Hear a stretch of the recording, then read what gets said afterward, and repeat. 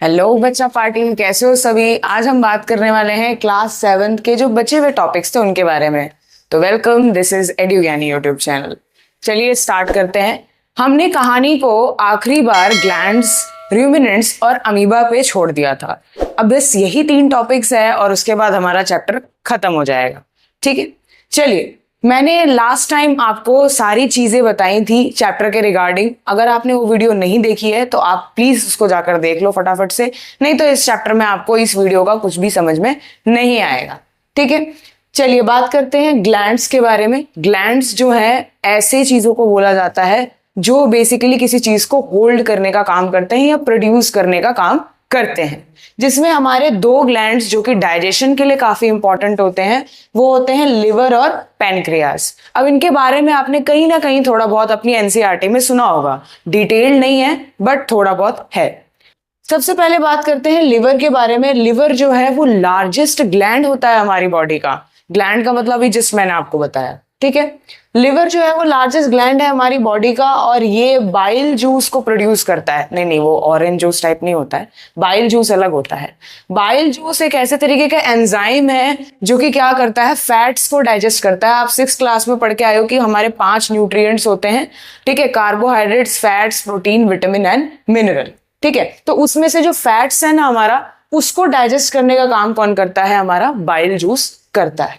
चलिए बात करते हैं बाइल जूस का। जो लिवर है, जो उसका एवरेज वेट जो है वो कितना होता है, 2.5 kgs होता है एडल्ट के बॉडी के अंदर। ये सब में वेरी हो सकता है तो चिंता वाली बात नहीं है।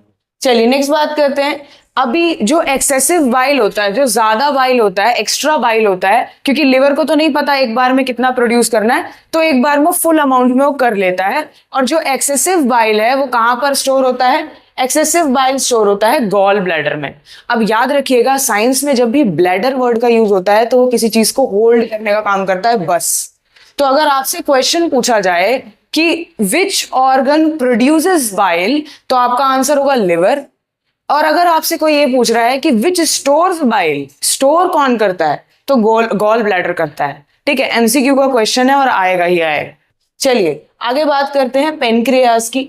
पेनक्रियास क्या करता है, ये एक लार्जेस्ट एंडोक्राइन ग्लैंड है। एंडोक्राइन का मतलब क्या होता है बच्चों, जो 2 काम करता है एक साथ। ठीक है, जैसे आप सभी बहुत सारा काम करते हो एक साथ। ठीक है, तो पेनक्रियास क्या करते हैं, ये एक बार में 2 काम करते हैं। कौन कौन से, तो पहला काम ये हमारे हार्मोनल लेवल को बैलेंस करके रखना। ठीक है, जैसे कि अगर आप फीमेल हैं तो फीमेल के कैरेक्टर्स आएंगे, मेल है तो मेल के कैरेक्टर्स आएंगे। ठीक है, तो वो पेनक्रियास की वजह से भी पॉसिबल होता है। दूसरा, ये जो है हमारे डाइजेशन में भी बहुत हेल्प करता है बाय प्रोड्यूसिंग ट्रिप्सिन, पेप्सिन और लाइपेज। दोबारा बोलती हूँ, ट्रिप्सिन, पेप्सिन और लाइपेज। ट्रिप्सिन और पेप्सिन जो है प्रोटीन को डाइजेस्ट करने के काम आते हैं, जबकि लाइपेज जो है वो फैट्स को डाइजेस्ट करता है। वेट, अभी आपने मैम बताया कि लाइपेज जो हमारा लिवर है वो भी फैट्स को डाइजेस्ट करता है, तो क्या दोनों? हाँ, लिवर जो है वो बड़े फैट के मॉलिक्यूल्स को डाइजेस्ट करता है बच्चों, जबकि जो पैनक्रियाज में लाइपेज एंजाइम है वो छोटे छोटे फैट्स को डाइजेस्ट कर लेता है। जैसे कि आप जब भी कोई फूड खाते हो तो उसमें कुछ बड़े अमाउंट में फैट होता है और कुछ छोटा अमाउंट में फैट होता है, तो छोटे वाले के लिए लाइपेज हो गया और बड़े वाले के लिए लिवर का बाइल जूस हो गया। ठीक है, कंफ्यूज नहीं होना। इसके बाद है पेनक्रियाज के बाद इसका जो स्ट्रक्चर होता है ये थोड़ा सा लीफ जैसा होता है। ठीक है, कुछ ऐसा सा स्ट्रक्चर जो है इसका आपको देखने को मिलेगा। ठीक है, और ये मैम होता कहाँ पे, इसको पहचानेंगे कैसे, तो ये लिवर के बगल वाले पोर्शन में थोड़ा सा लीफ लाइक स्ट्रक्चर निकला होता है। और लिवर का स्ट्रक्चर तो भाई आप सभी जानते ही हो, कुछ ऐसा सा होता है इसका स्ट्रक्चर। ठीक है, इसके बाद अच्छा एक फन फैक्ट सुनो, लिवर को हम डोनेट कर सकते हैं। ठीक है, और हमारी बॉडी में भी लिवर रहेगा उस टाइम पे, मतलब लिवर का कुछ पार्ट जो है हम दोबारा किसी और को भी डोनेट कर सकते हैं। ठीक है, इसके बाद ये बस नॉलेज के लिए था, एग्जाम में नहीं आता ये। इसके बाद है डाइजेशन इन स्टारफिश। स्टारफिश आप सबने सुना होगा नाम, स्टारफिश कैसी होती है, रेड कलर की होती है। जो डाइजेशन है स्टारफिश के अंदर वो कैसा होता है, इसके अंदर एक बहुत ही अच्छी क्वालिटी है कि अगर इसके बॉडी का कोई एक पार्ट डैमेज हो रहा होगा ना तो ये उसी को खा जाता है, उसी को डाइजेस्ट कर लेता है और उससे न्यूट्रिएंट लेके दोबारा जो बॉडी का पार्ट एक खा चुका था ना उसको दोबारा रीजनरेट कर लेता है। ठीक है, तो ये भाई बहुत गजब चीज है स्टारफिश की। ठीक है, नेक्स्ट डाइजेशन इन अमीबा। यहां से क्वेश्चन आता है कि अमीबा के अंदर डाइजेशन कैसे होता है। हम सभी जानते हैं कि अमीबा एक यूनिसेलुलर ऑर्गेनिज्म है, सिंगल सेल्ड ऑर्गेनिज्म है, एक ही सेल इसके अंदर होता है, ठीक है। अमीबा जो है उसके पास एक यूनिक प्रोसेस है अपने फूड को कैच करने के लिए, जिसे हम क्या बोलते हैं, फॉल्स फीट। फॉल्स फीट क्या होता है, नकली पैर, है ना। तो मतलब ये क्या करता है यहाँ पर, अच्छा वैसे तो एक इमेज भी यहाँ पर पॉप हो जाएगी, लेकिन यहाँ पर भी एक इमेज है, ठीक है, उससे आप समझ लेना, दोनों दिख जाएंगी, वो आप देख लेना, ठीक है। तो ये हम ये देखते हैं कि अमीबा जो है वो एक प्रोसेस करता है जिसे सूडोपोडिया कहा जाता है। सूडो का मतलब होता है फॉल्स और पोडिया का मतलब होता है फीट्स, मतलब कि फॉल्स फीट दिखाना। जैसे कि यहाँ पर अगर फूड पार्टिकल है तो वो क्या करेगा, ऐसे करके थोड़ा सा यू टाइप स्ट्रक्चर बनाएगा और एक टाइम ऐसा आएगा जब ये इसको पूरा इनगल्फ कर लेगा। इसके इनगल्फ होने के बाद ये जो पूरा फूड पार्टिकल है इसकी बॉडी के अंदर आ जाएगा और फिर ये जो डाइजेशन नॉर्मल करता है वो कर लेगा, ठीक है। तो थोड़ा सा अलग प्राणी है ये।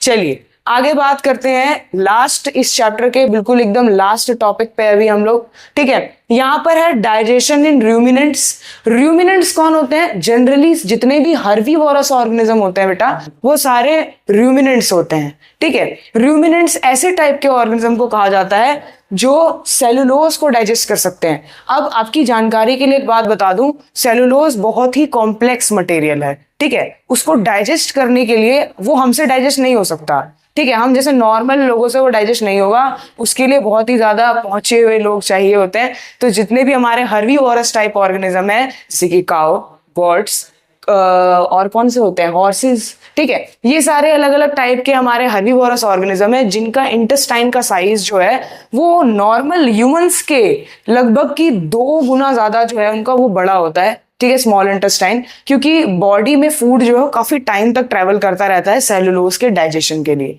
सिर्फ यही ऐसे ऑर्गेनिज्म है जो क्या कर सकते हैं, सेलुलोज को डाइजेस्ट कर सकते हैं, मतलब ग्रीन प्लांट्स को डाइजेस्ट कर सकते हैं, ठीक है। इनके बारे में हमने पढ़ा।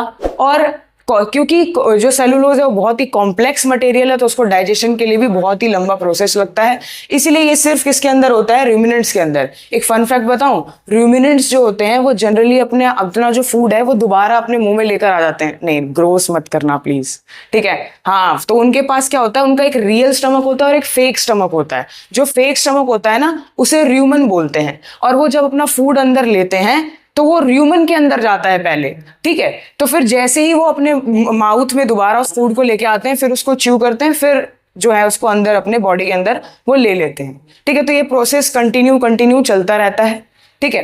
अब आपको एग्जाम में सिर्फ इतना ही लिखना है, एक्स्ट्रा ज्ञान वाली बातें नहीं लिखनी है, ठीक है। और ये था हमारा चैप्टर का एंडिंग। अगर वीडियो पसंद आया और सीरीज में लगा कि हाँ भाई कुछ दम था, कुछ मजा आया मुझे पढ़ के, ठीक है, सारी चीजें मुझे पता लग गई, तो अच्छे से इस चीज के बारे में पढ़ना और समझने की कोशिश करना, ठीक है। मिलते हैं ऐसी बहुत ही बढ़िया बढ़िया तगड़ी वीडियोस के साथ, तब तक के लिए थैंक्स फॉर वॉचिंग और एड्यू ज्ञानी को फॉलो कर लो।